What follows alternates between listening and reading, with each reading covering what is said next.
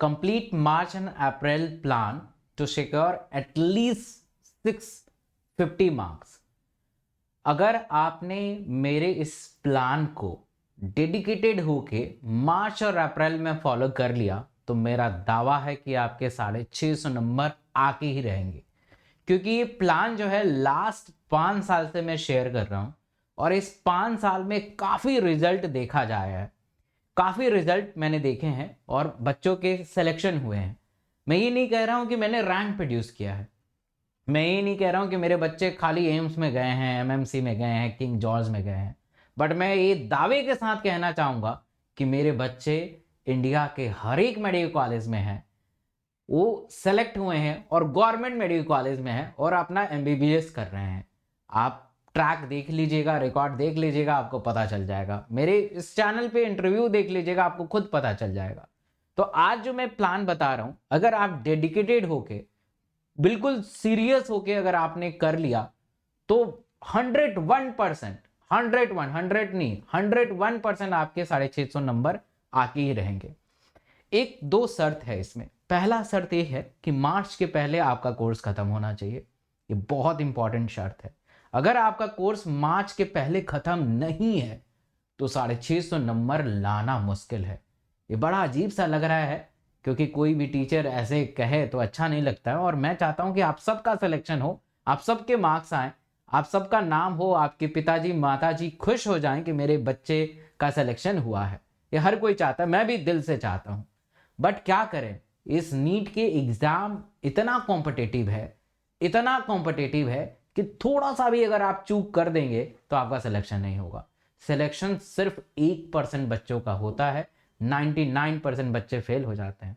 मैं 1% इसलिए बता रहा हूं, हालांकि 2 या 3% होता है, क्योंकि आप अभी से लो मार्जिन लेके चले तो सिलेक्शन का रेट ही बहुत कम है। अगर मान लीजिए 3% भी होता है, 3 से 4% भी होता है, तब भी देख रहे हैं 97%, 96% बच्चे फेल हो जाते हैं।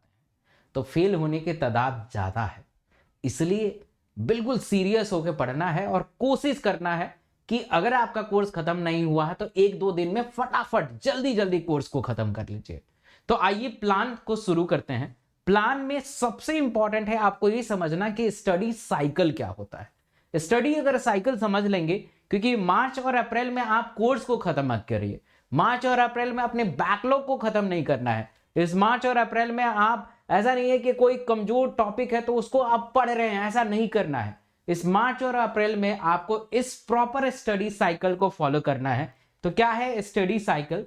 तो सबसे पहले आपको रिवीजन करना है, मतलब आप अपने पढ़ाई में रिवीजन का महत्व दीजिए। जैसे आपने आज तय किया कि मुझे बायो का एटलीस्ट ह्यूमन फिजियोलॉजी खत्म करना है, तो आपको मैं प्रॉपर बताऊंगा कि रिवीजन का प्लान कैसा होना चाहिए, टेस्ट का प्लान कैसे होना चाहिए, वो आगे मैं बताऊंगा आपको, ठीक है, वो आगे हम देखेंगे। बट आपको सबसे पहले डे 1 में, मान लीजिए आप आज मार्च में आपने 5 मार्च को 10 मार्च को कोर्स खत्म कर लिया, तो 10 मार्च को एक टारगेट करिए कि मुझे आज रिवीजन करना है बायो का at least human physiology, plant physiology, ecology, कोई भी मतलब यूनिट है उसको रिवाइज करना है। तो रिवीजन का महत्व दीजिए। या अगर आपने केमिस्ट्री का प्लान किया है तो आप प्लान कीजिए कि मुझे आज पूरा इनऑर्गेनिक केमिस्ट्री को खत्म करना है, ऐसे आपको प्लान करना है। और रिवीजन को करीब करीब 6 से 7 घंटा आपको करना पड़ेगा और टारगेट बनाना है कि एक सब्जेक्ट एक दिन में करें। मैं आगे बताऊंगा इस वीडियो में कि रिवीजन का प्लान बेहतर क्या होना चाहिए, राइट। रिवीजन करने के बाद आपको मॉक टेस्ट देना है, टेस्ट सीरीज देना है और फिर उसको एनालाइज करना है, फिर रिवीजन करना है, मॉक टेस्ट देना है, एनालाइज करना है। Revision, mock test, analysis, revision, mock test, analysis, इसके अलावा कुछ नहीं करना है।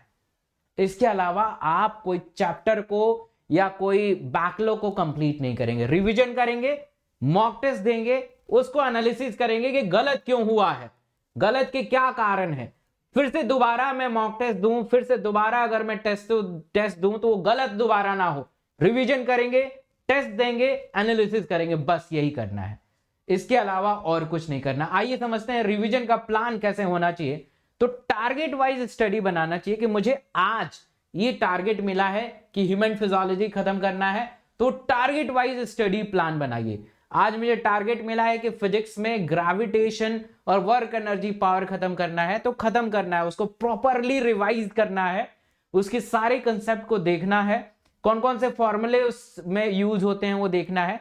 तो टारगेट वाइज स्टडी प्लान करिए, है ना, और एक एक दिन का टारगेट बनाइए, एक एक महीने के नहीं कि आज मुझे ह्यूमन फिजियोलॉजी का पूरे यूनिट को खत्म करना है।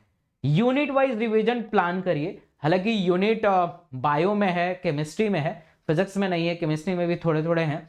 तो कोशिश करिए कि 3-4 चैप्टर का क्लब करके, मतलब सेम सब्जेक्ट का, जैसे मान लीजिए कि फिजिक्स में आपने बना लिया कि मुझे इलेक्ट्रोस्टैटिक्स और करंट खत्म करना है, तो ऐसे क्लब करके करना है और 1 डे 1 सब्जेक्ट होना चाहिए। आप अगर इफेक्टिव रिवीजन चाहते हैं तो सिर्फ एक दिन में एक ही सब्जेक्ट को करिए। आप सोचेंगे कि मैं फिजिक्स भी कर लूं उसी दिन, केमिस्ट्री भी कर लूं उसी दिन, बायो भी कर लूं, तो ये पॉसिबल नहीं है। रिवीजन कम से कम 6 से 7 घंटे का होना चाहिए, है ना। 6 से 7 घंटा तब देंगे तभी आपका यूनिट खत्म होगा, ऐसे कैसे खत्म कर पाएंगे। रिवीजन में सबसे इंपॉर्टेंट है जो आपने पूरे साल आपने नोट से पढ़ा है उस नोट्स को पढ़िए और एनसीईआरटी पढ़िए। मॉड्यूल्स वगैरह पढ़ने का मैं सजेस्ट नहीं करूंगा, मुझे पता नहीं है, क्योंकि मैं ड्रॉपर था और मेरे क्वेश्चन मैंने ज्वाइन किया था 12th में, तो मेरे भी मॉड्यूल वगैरह मिले थे, बट मैंने बेच बुझ दिया। मैंने एनसीईआरटी ही पढ़ा है, तभी सिलेक्शन हुआ है, और जिसका सिलेक्शन होता है वो एनसीईआरटी ही पढ़ता है, ये ध्यान रखिएगा। तो जो आपने पढ़ा है पिछले इस साल जो भी पढ़ा है, जो जिस नोट से पढ़ा है, जिस बुक से पढ़ा है, उसी को आप बार बार पढ़िए, नया चीज ट्राई मत करिए। नेक्स्ट, मॉक टेस्ट और टेस्ट सीरीज। तो देखिए बच्चे कंफ्यूज होते हैं कि क्या हमें रोज मॉक टेस्ट देना है। तो देखिए रोज मॉक टेस्ट सिर्फ और सिर्फ सब्जेक्ट वाइज दे सकते हैं। कहने का अर्थ ये है कि अगर मान लीजिए कि आप कोई बायो का मॉक टेस्ट ट्राई करते हैं, तो एक टाइप का वो रिवीजन है, एक टाइप का रिवीजन हो रहा है ना, क्योंकि आपने उस बायो का मॉक टेस्ट ज्वाइन किया या केमिस्ट्री का मॉक टेस्ट ज्वाइन किया। बट एक प्रॉपरली जिसके अंदर फिजिक्स है, केमिस्ट्री है, बायो है, जो पूरा 720 नंबर का है ना, प्रॉपर 3 घंटा 20 मिनट का प्लान है, उसको सिर्फ 3 मॉक टेस्ट देना चाहिए एक वीक में, है ना। 7 दिन में 3 मॉक टेस्ट देना चाहिए, जैसे मंडे, वेडनेसडे, फ्राइडे, या ट्यूसडे, थर्सडे, सैटरडे, ऐसे। तो वीक में 3 मॉक टेस्ट से ज्यादा नहीं दीजिए, क्योंकि आप पजल हो जाएंगे, क्योंकि एनालिसिस भी तो करना है ना, उसकी प्रिपरेशन भी तो करना है। खाली मॉक टेस्ट देंगे तो उससे आपके मार्क्स बढ़ेंगे नहीं।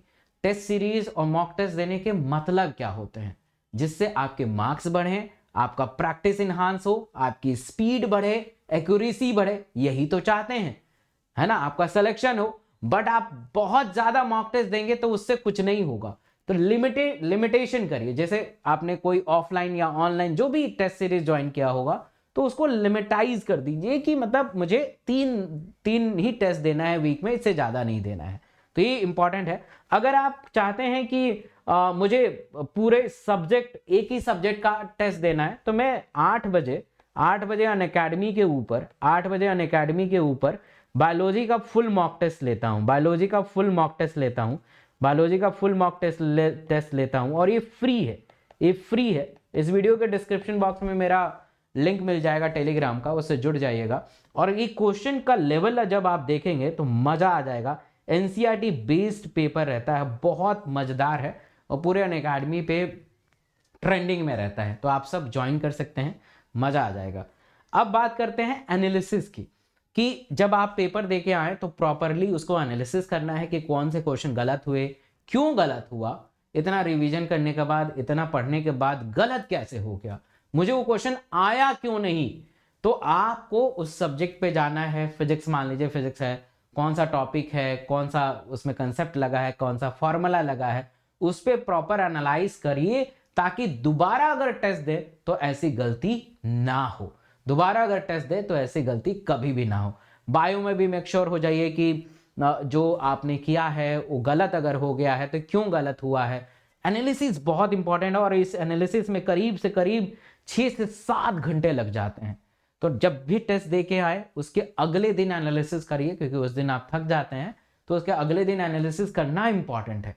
रिवीजन कर लिया 6 से 7 घंटा, फिर 6 से 7 घंटा आपने एनालिसिस करा, क्योंकि उसके अगले दिन स्टडी साइकिल में हमारा टेस्ट सीरीज तो है ही नहीं, तो रिवीजन और एनालिसिस उस दिन आप कर लीजिएगा। समझ में आया? तो ऐसे पैटर्न पे आप मार्च और अप्रैल में पढ़ाई करेंगे तो आपके मार्क्स बढ़ेंगे, आपका सिलेक्शन का चांस बढ़ जाएगा और आपकी पढ़ाई बेहतरीन चलेगी।